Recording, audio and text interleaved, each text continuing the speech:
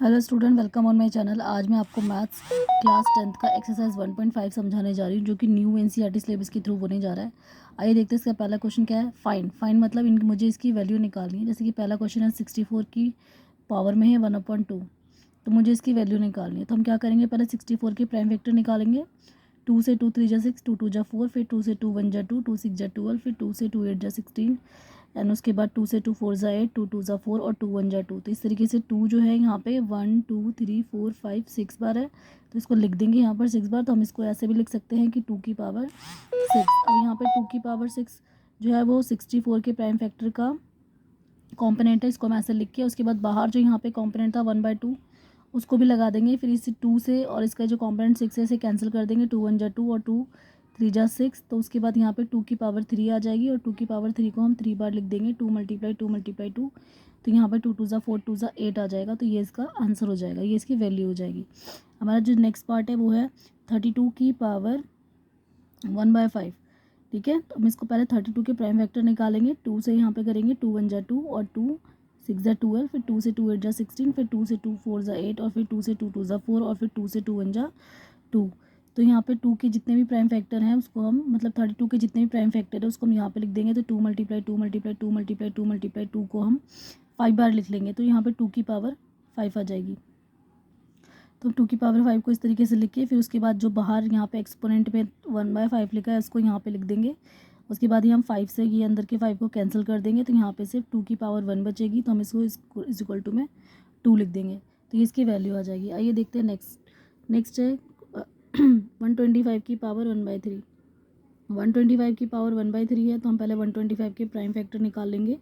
5 2 जा 10, 5 5 जा 25, 5 5 जा 25, 5 1 जा 5। उसके बाद हम इसके प्राइम फैक्टर्स को यहाँ पे लिख देंगे। 5 मल्टीप्लाई 5 मल्टीप्लाई 5, 5 यहाँ पे 3 बार है, तो हम 5 की पावर को 3 लिख देंगे। उसके बाद जो बाहर जो एक्सपोनेंट पे नंबर है 1/3 उसको हम इस तरीके से लिख देंगे। फिर ये 3 से ये 3 कैंसिल कर देंगे। फिर 5 की पावर 1 है, तो हम इसको ऐसे लिख देंगे, तो इसकी वैल्यू 5 आ जाएगी। आइए देखते हैं नेक्स्ट पेज पर।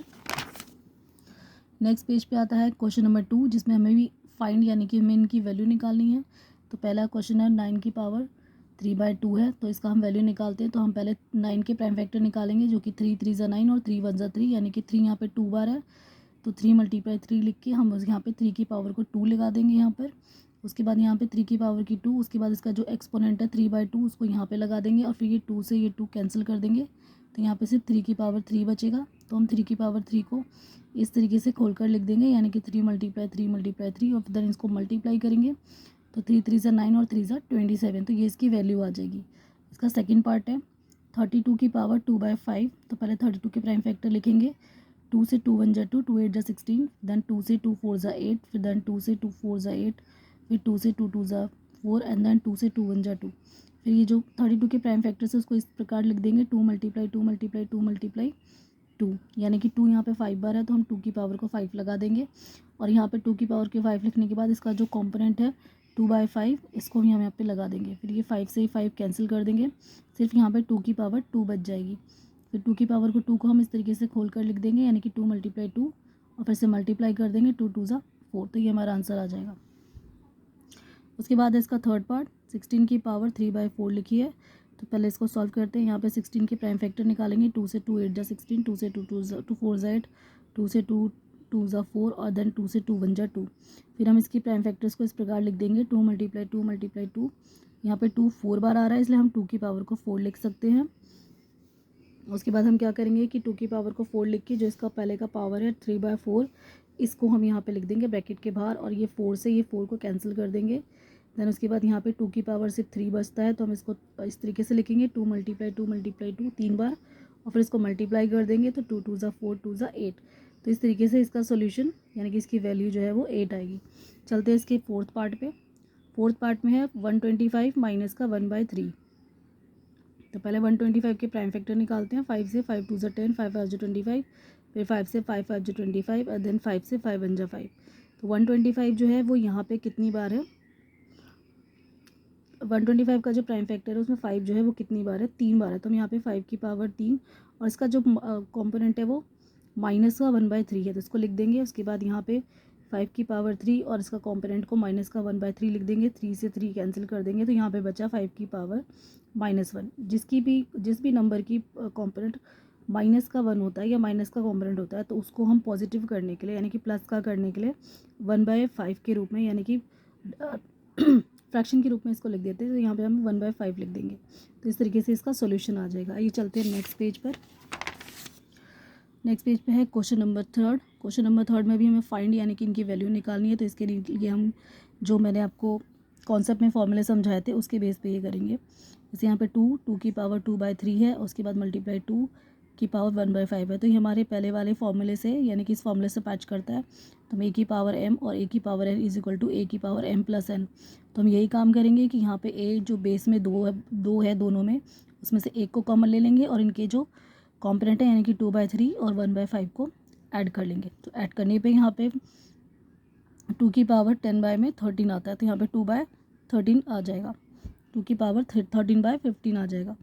नेक्स्ट है सेकंड पार्ट यानी कि 1/1 की पावर 3 और उसका पूरा कॉम्पोनेंट है 7। तो ये जो कॉम्पोनेंट है 7 ये पूरे पे है यानी कि इस पे भी है और इस पे भी है, तो यहाँ पे 1 की पावर को 7 लगा देंगे एंड यहाँ पे 3 की पावर 3 के ऊपर भी 7 से मल्टीप्लाई कर देंगे इसके कॉम्पोनेंट को। तो यहाँ पर 1 और यहाँ पे 3 का पावर 3 है और इसके पावर्स को मल्टीप्लाई कर देंगे, 3 × 21। अब यहाँ पे जो नंबर है 3 वो फ्रैक्शन में है यानी कि ऑब्लिक में है, तो हम इसको चेंज करने के लिए उल्टा करेंगे तो इसकी जो पावर है यानी कि कॉम्पोनेंट है वो माइनस में आ जाएगी, तो 3 - की 21 हो जाएगा। आइए देखते हैं इसका थर्ड पार्ट है 11 की पावर 1/2 एंड देन 11 की पावर 1/4। तो इसके लिए हम इस वाले फॉर्मूले का यूज़ करेंगे, a की पावर m और नीचे a की power n is equal to होता है a की पावर m - n। यानी कि अगर कोई भी नंबर ऑब्लिक में है तो उसके जो कॉम्पोनेंट होते हैं वो आपस में माइनस हो जाते हैं। तो हम यहाँ पे 11 ले लेंगे जो कि बेस है, दोनों में से एक कॉमन ले लेंगे और इनकी पावर से यानी कि 1/2 में से माइनस कर देंगे 1/4 को। तो यहाँ पे आ जाएगा 2 - 1 और नीचे आ जाएगा 11/4। तो ये आ जाएगा 11 और इसकी पावर 1/4 आ जाएगी। नेक्स्ट है इसका फोर्थ पार्ट यानी कि 7 एंड उसकी पावर है 1/2 मल्टीप्लाई में 8 उसकी पावर है 1/2। तो ये हमारे इस वाले फॉर्मूले से मैच करता है। a की पावर m मल्टीप्लाई b की पावर m यानी कि a मल्टीप्लाई b और उसकी पावर m यानी कि a और b बेस अलग अलग है तो दोनों को मल्टीप्लाई कर लेंगे और पावर सेम है तो दोनों में से किसी एक को पिक कर लेंगे। तो 7 को 8 से मल्टीप्लाई करेंगे और उसके बाद पावर में से किसी एक को ले लिया हमने 1/2 को, 7 × 8 = 56 और उसकी पावर 1/2। तो इस तरीके से इसका सॉल्यूशन आ जाता है। अगर आपको मेरी वीडियो पसंद आती है तो इसे लाइक कीजिए, शेयर कीजिए, सब्सक्राइब कीजिए मेरे चैनल को। Thank you.